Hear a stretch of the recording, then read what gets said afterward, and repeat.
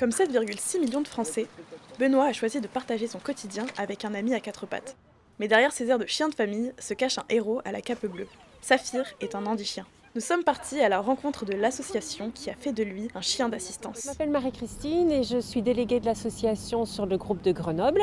Et donc déléguée, c'est la personne qui va former les familles d'accueil à prendre les commandes et donner des conseils pour le comportement du chien. Alors, il y a des commandes de base comme assis, couché. Et il y a des commandes très importantes comme la marche en laisse qui est on y va. Il faut que le chien marche à côté de la personne sans être devant, sans être derrière et sans tirer sur sa laisse.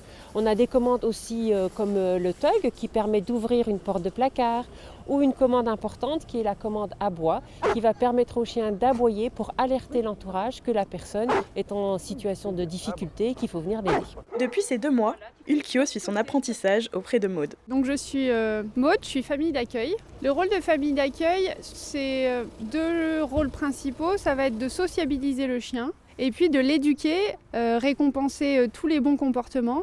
Et donc ce qu'on attend, c'est vraiment une implication. Pour mieux comprendre, nous avons demandé aux bénéficiaires pourquoi avoir opté pour un chien d'assistance. Je me présente Benoît, j'ai 41 ans, je fais du tennis de table handisport. En fait, ce qui m'a décidé d'avoir un chien d'assistance, c'est le jour où j'ai voulu ramasser un objet par terre, où je suis tombé, où je me suis cassé le tibia.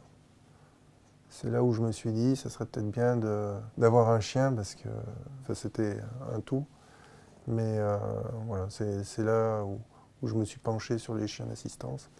Dans la vie de tous les jours, à ramasser partout, à aboyer en cas de besoin quand j'ai besoin d'aide. Les gens voyaient plus le chien que le fauteuil. Du coup, ils viennent plus facilement me voir.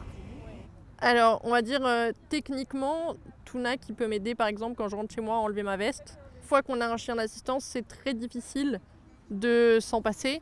Si je suis dans la rue et que je fais tomber mon téléphone, en fait, Tuna qui va me le ramasser. Les chiens d'assistance sont souvent confondus avec les chiens guides. Pourtant, ils ont des missions bien différentes. C'est deux associations différentes. Donc les chiens guides, c'est l'association des chiens guides d'aveugles pour les personnes aveugles et malvoyantes. Et l'association Handi-Chien, ce seront pour les personnes à mobilité réduite ou les personnes porteuses d'un handicap. Et c'est pas du tout la même éducation. Donc les chiens guides d'aveugles, le chien n'est pas formé en famille d'accueil, mais il va être formé avec les éducateurs spécialisés et il revient en famille d'accueil le soir et le week-end. Tandis que chez Handi-Chien, la famille d'accueil, elle prend part à 100% à l'éducation du chien. Lorsqu'on arrive avec notre handi-chien dans les magasins, en général, il y a une réticence, c'est-à-dire qu'on regarde notre chien et puis la plupart du temps, ah bah non, vous pouvez pas rentrer avec votre chien. C'est un chien d'assistance ou un futur chien d'assistance et le but, c'est justement de l'emmener partout. Ils ne savent pas encore voler, mais sont de plus en plus nombreux. De quoi donner le sourire aux futurs bénéficiaires.